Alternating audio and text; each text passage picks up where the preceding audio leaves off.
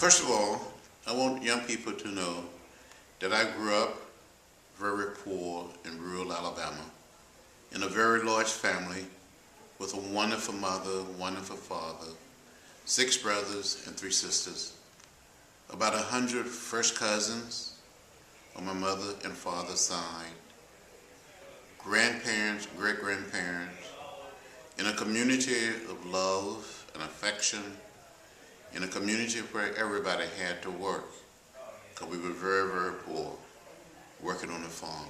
I worked in the field, gathering peanuts, cotton, pulling corn, raising chickens.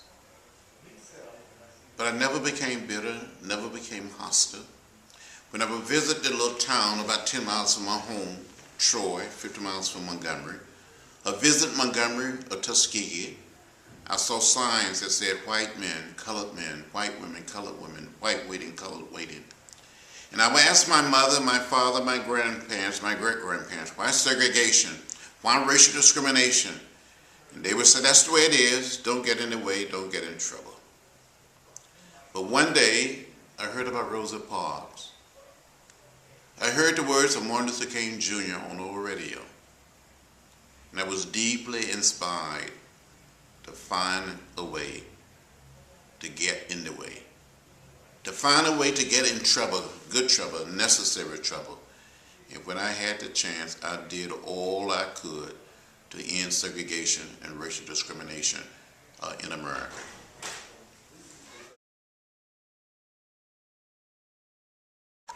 In spite of all of the problems, in spite of all of the difficulties, young people finishing high school, finishing college, or just growing up in America, you must never, ever become bitter or hostile.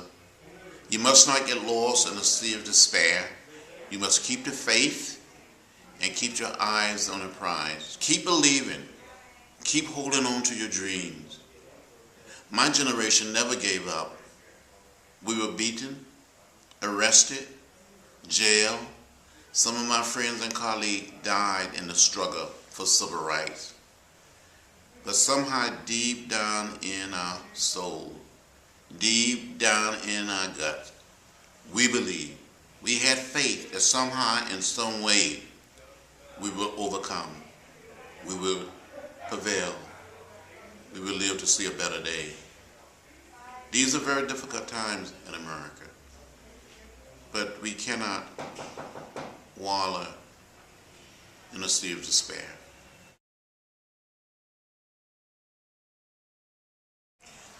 I support the statement, I believe in the statement that gay rights are human rights.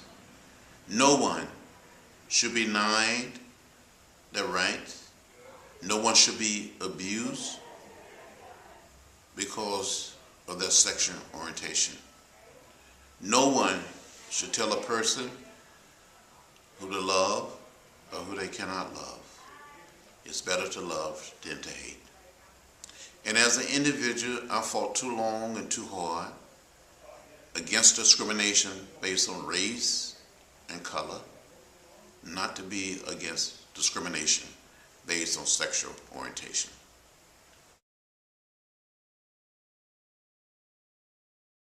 I think people have much more acceptance of the right of gay individuals than just a few months ago, a few years ago. We've come so far, we've made so much progress as a nation, as a people, but there's still a distance to travel. A few years ago, people wouldn't even think about, wouldn't even consider the idea, the suggestion of making legal same-sex marriage. But several states have adopted same-sex marriage, and I think one day in America, not in the too distant future, when we will look back on this unbelievable, nasty period of fear and hate, when people will accept the idea that two men or two women or just two individuals can fall in love and get married. And Dr. King said during the 50s, races don't fall in love and get married. Individuals fall in love and get married.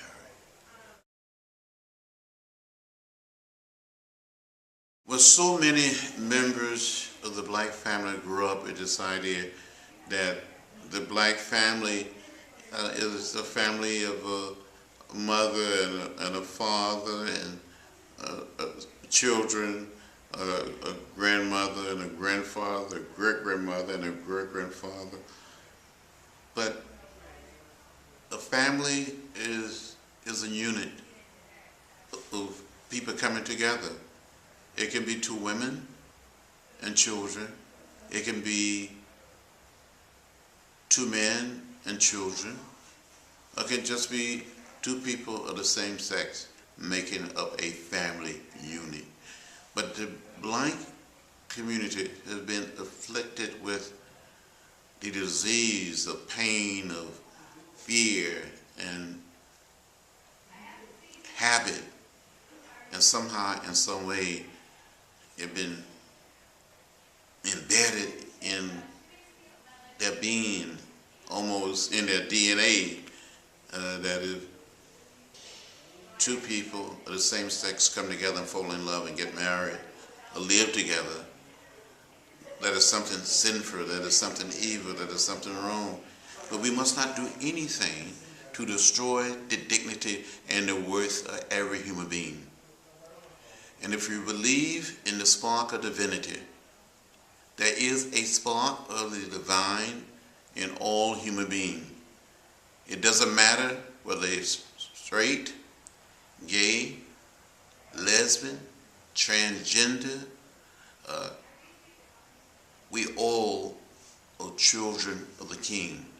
We all are brothers and sisters. We all have feeling.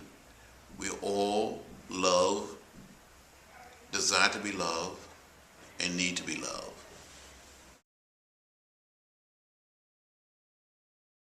It is important for us to, in a nonviolent, peaceful way, to start educating and sensitizing the larger community.